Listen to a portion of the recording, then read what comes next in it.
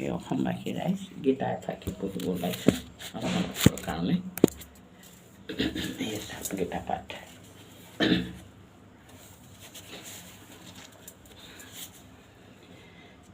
ঝুমুৰি। মোহৰ ভকতি মোহৰ ভকত যিটো হুয়ে দৈৱকী প্ৰকৃতিয়ে লগ পায়, যিটো হুৱে অন্য শৰণ সৰ্বদায় নুগুচে স্মৰণ, ব্ৰহ্মাও দেৱতী যিটো জানে অনাদি চৰে বুলিয়া মানে, শ্ৰৱণ কীৰ্তন সদা কৰে অননাজানয় মুত পৰে, মোৰ পূজা অৰ্চনা যত সেহিকে পৰম ভৈলা ব্ৰত। তেওঁৰ প্ৰতি ভক্তি থাকিলে চবদিনে তেওঁকে স্মৰণ কৰা হয়।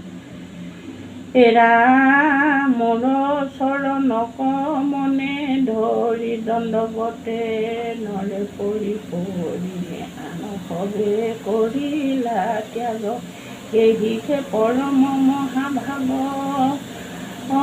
মোক নানা ভাৱে পূজে পূৰ্ণ, তাক কহু শুনি অৰ্জুন জ্ঞান যোগে কত মোক ভজে, সবাতৰিছো বুলি বুজে নিবিদিক চাহে যিটো লোক, চাৰিও প্ৰকাৰে ভুজে নক।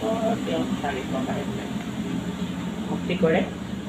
কত ভুজে এক মন হৈ ব্ৰহ্মা বিনে নজনায় দুয়, কত ভিন কৰি ভুজে চিতে ঈশ্বৰে এন্তে ময় তানবিত, সবে সেৱাৰ বুদ্ধি যাৰ ভকতিৰ পৰম হৃদাৰা, মুখ্য মোহৰ বিভূতি, তাত ভোজে মুত কৰি বুধে ইন্দ্ৰ চন্দ্ৰ অনন্ত বৰুণ, বহুৰূপে মোক ভুজে পুনৰ, যিটো ভুজে বুলি সৰ্ব আত্মাক বিষ্ণুময় দেখি জগতক, পতংগ বিসংগ যত প্ৰাণী সবাতো ভোজয় মজানি।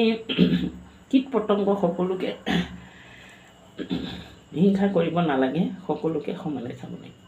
হে ৰাম যেন মতে মই সেৱ সকলোক কহো তাক শুনা, মহাবল তপ জপ যোগ মহাদান শ্ৰদ্ধা মন্ত্ৰ বিষয় বিধান, ৰাম চব চত অগ্নি হোম ঘৃত, মই বিনে নাহি কদাচিত, জগতক ময় পিতা মাতা সবাৰো কৰো বীজদাতা। তেওঁৱেই পিতা মাতা, তেওঁকে আমি ভয় দিব লাগে। হে ৰাম বহু জানিবাৰ জ্ঞানময় পবিত্ৰ স্বৰূপে মোকেহে কৰে, ঋক যুজ সমবেদ তিনি মুহুৰ মুখৰ সবে বাণী, বেদৰ পৱন যাক বোলে সূক্ষ্মৰূপে মুহুৰ কেৱলে, সুহৃদয় সুদৰ প্ৰভু স্বামী গতি দাতা সাক্ষী অন্তৰ্যামী, সজুৰ পালো কৰো সুকু সংসাৰ, মুত বিনে নাহি কোনো আৰ। তেওঁৱে স্বজন কৰা পালন কৰা। ছন্দ সূৰ্য যত প্ৰভা সমজ্যোতি, মোহৰক জানিবা সংসাৰ প্ৰাণীক নিতে নিতে, ছন্দৰূপে যোগাওঁ অমৃত। তেওঁৰ কথা অমৃত ৰসৰে তেওঁ যোগায়। সূৰ্যৰূপে মই তাপ দিওঁ, পৃথিৱীত ৰস টানি নিওঁ, ৰশ্মি যত লওঁ সবাৰ হে, পূৰ্ণ দেও মেঘ বৃষ্টি দ্বাৰে, জানা মৃত্যুময় কালৰ ৰূপ, ঔতপতি মোহৰ স্বৰূপ,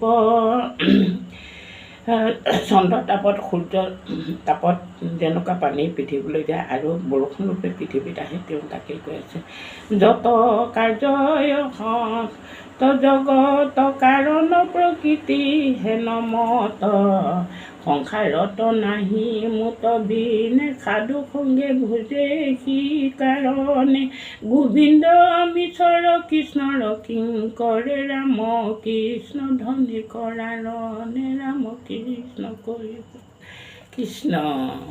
বহুত দিনৰ মই গীতা ফাঁকি গাইছোঁ, ভুল ভ্ৰান্তি ত্ৰুটি হ'ব পাৰে, লাইক শ্বেয়াৰ কৰিব কৃষ্ণ।